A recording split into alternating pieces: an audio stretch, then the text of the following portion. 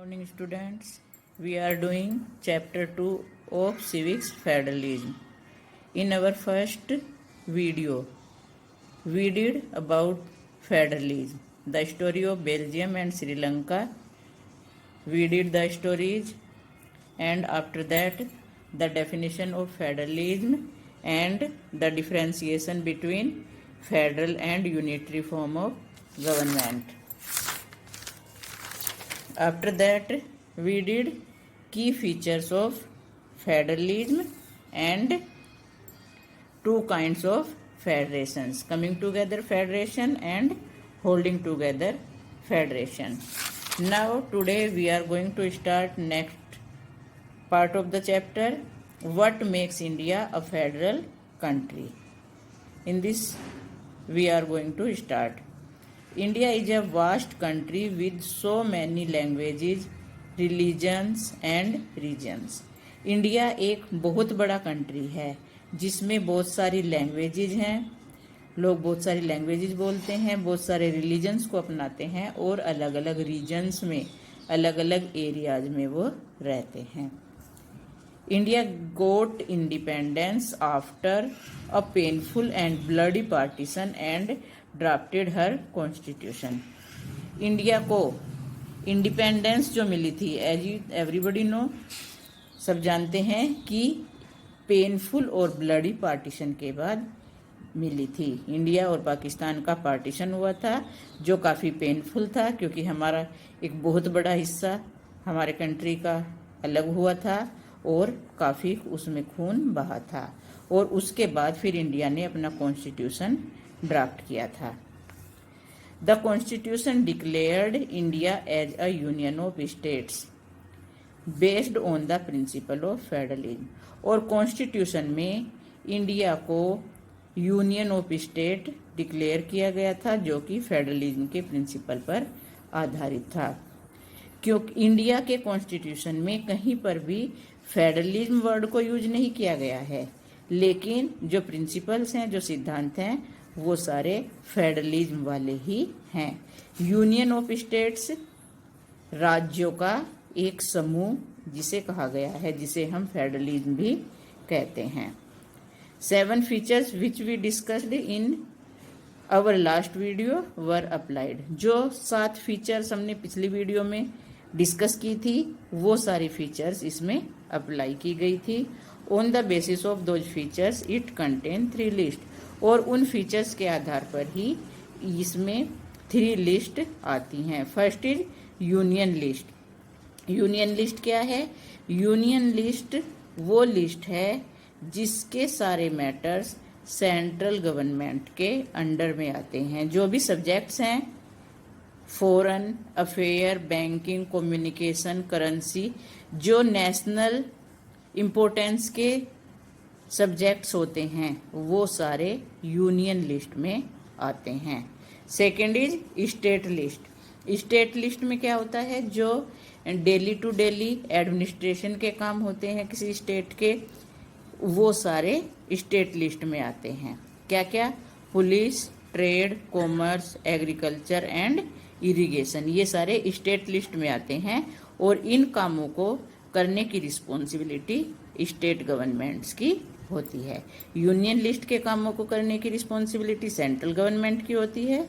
State list के कामों को करने की रिस्पॉन्सिबिलिटी स्टेट गवर्नमेंट की होती है.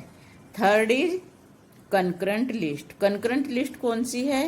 कंकरेंट लिस्ट में वो सारे सब्जेक्ट्स आते हैं जिनका सेंट्रल और स्टेट गवर्नमेंट जिन सब्जेक्ट्स पर मिलकर कानून बनाती हैं, जो मिलकर दोनों सरकारें चलाती हैं. जैसे एजुकेशन. एजुकेशन सेंट्रल गवर्नमेंट का भी काम है और स्टेट गवर्नमेंट का भी काम है. कैसे? एजुकेशन जैसे सीबीएसई एजुकेशन है वो सेंट्रल गवर्नमेंट के द्वारा प्रोवाइड कराई जाती है, और जो आपकी स्टेट बोर्ड के स्कूल्स होते हैं वो स्टेट गवर्नमेंट के अंडर में होते हैं. फॉरेस्ट होते हैं क्योंकि फॉरेस्ट जो एरिया होता है वो अलग अलग स्टेट्स में फैला हुआ होता है, तो इसलिए वो स्टेट और सेंटर दोनों के अंडर में आता है. ऐसे ही ट्रेड, जब व्यापार करते हैं तो एक जगह से दूसरी जगह जाते हैं. जो यूनियंस होती हैं मैरिज, शादी होती है एक स्टेट से दूसरे स्टेट में होती है, तो वो भी, क्योंकि 2 स्टेट का जब मैटर हो जाता है तो वो सेंट्रल गवर्नमेंट के अंडर में आ जाता है। अडॉप्शन, जब हम किसी का अडॉप्शन करते हैं, किसी बच्चे को गोद लिया जाता है। एंड सक्सेशन, प्रॉपर्टी जब किसी को दी जाती है। Next and last one is the residuary list. Residuary list में वो सब्जेक्ट्स आते हैं, वो मैटर्स आते हैं जो कॉन्स्टिट्यूशन के बनने के टाइम नहीं थे। जब हमारा कॉन्स्टिट्यूशन बना था तो कंप्यूटर सॉफ्टवेयर उस टाइम नहीं था। वो सारे सब्जेक्ट जो कॉन्स्टिट्यूशन के बनाने के टाइम नहीं थे, उनको रेजिडुअरी लिस्ट में रखा गया है। Next point, holding together federations do not give equal power to its constituent units. जैसा कि हमने coming together federation and holding together federation के बारे में पढ़ा था, तो जो होल्डिंग टुगेदर फेडरेशन होती है वो अपनी कॉन्स्टिट्यूएंट यूनिट्स को, जो स्टेट्स होते हैं उसकी गवर्नमेंट्स जो होती हैं, उन्हें इक्वल पावर नहीं देती हैं। All state in India do not have identical power. और इंडिया में भी सारे स्टेट को इसी तरह से आइडेंटिकल पावर नहीं मिली हुई है, इक्वल पावर नहीं मिली हुई है। Jammu and Kashmir enjoyed a special status till 31 अक्टूबर 2019। जैसा कि आप सबको मालूम है कि जो जम्मू कश्मीर है वहाँ पर पहले आर्टिकल 370 एंड 35A लगा हुआ था, जिसे कि 31 अक्टूबर 2019 को ऑफिशियली ख़त्म कर दिया गया है। उससे पहले जम्मू कश्मीर को स्पेशल स्टेटस मिला हुआ था। स्पेशल स्टेटस क्या था कि वहाँ पर जो कंट्री के दूसरे पार्ट के लोग हैं वो कोई प्रॉपर्टी नहीं खरीद सकते थे, वो लोग इंडिया के कॉन्स्टिट्यूशन को नहीं मानते थे, उनका अपना अलग कॉन्स्टिट्यूशन था।